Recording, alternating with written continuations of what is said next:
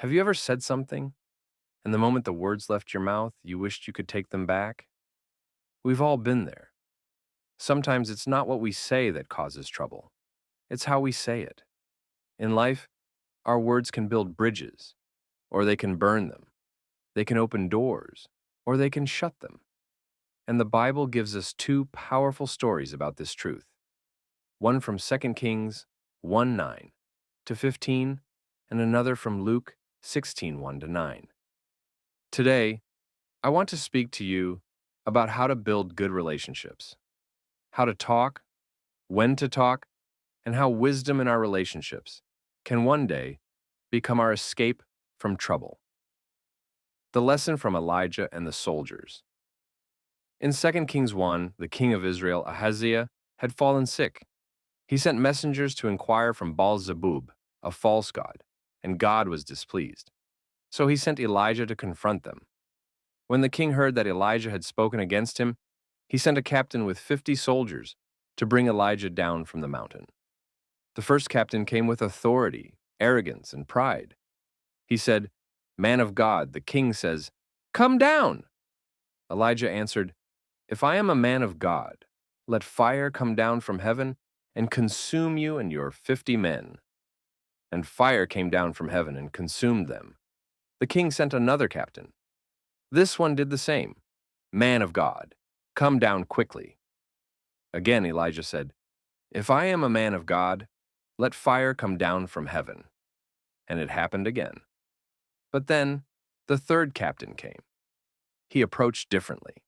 He fell on his knees before Elijah and pleaded, "Man of God, please let my life and the lives of these 50 servants of yours be precious in your sight."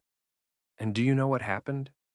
The angel of the Lord said to Elijah, "Go down with him. Do not be afraid." That humility saved them all. The same message, "Come down," but three different results. Why? Because the approach mattered. The tone, the respect, the humility made the difference between death and deliverance. Sometimes it's not your position that matters, but your attitude.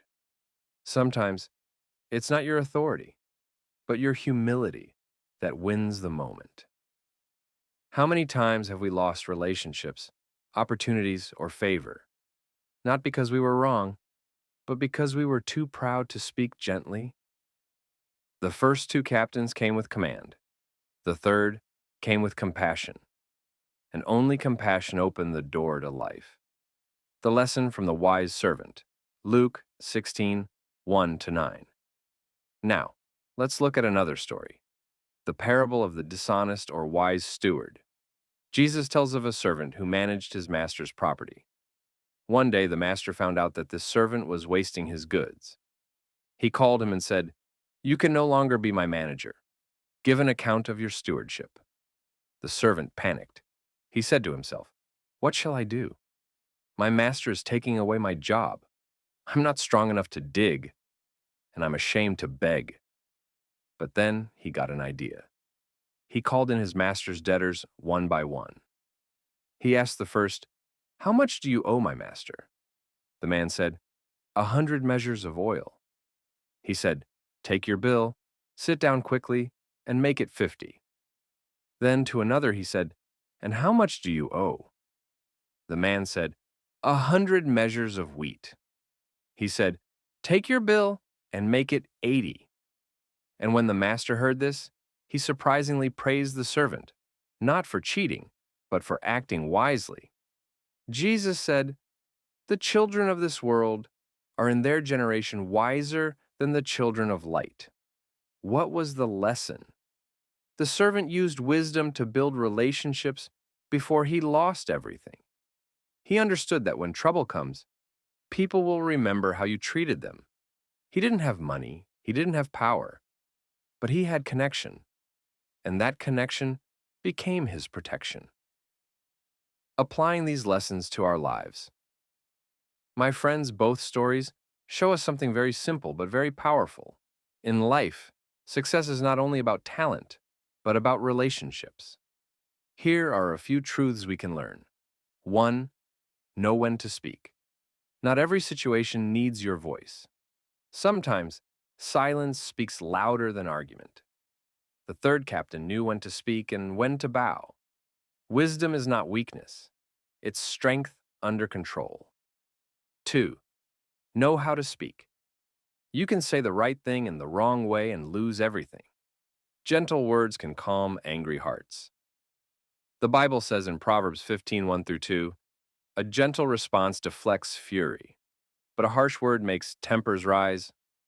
The tongue of the wise presents knowledge well, but the mouth of a fool spews out folly. 3. Build bridges, not walls. Be the kind of person others can trust and approach. Don't burn bridges with pride, gossip, or anger. One day you may need to cross that same bridge again. 4. Invest in people. The wise servant did good to others, not because he needed them that day, but because he knew he would need them someday. Do good today. Speak kindly today. Help someone today. Because the seeds you plant in people will one day grow into your protection.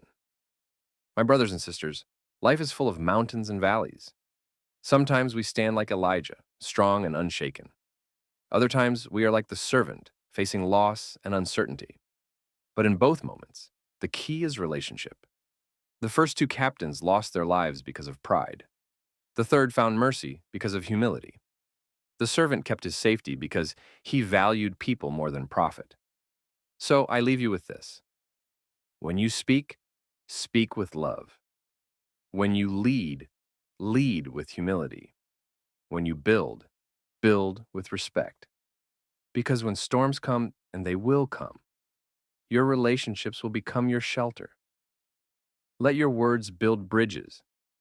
Let your attitude open doors. And let your relationships speak for you when you can't speak for yourself. Remember, fire came for the proud, but favor came for the humble. Be the third captain. Be the wise servant. And you will walk in peace, protection, and purpose.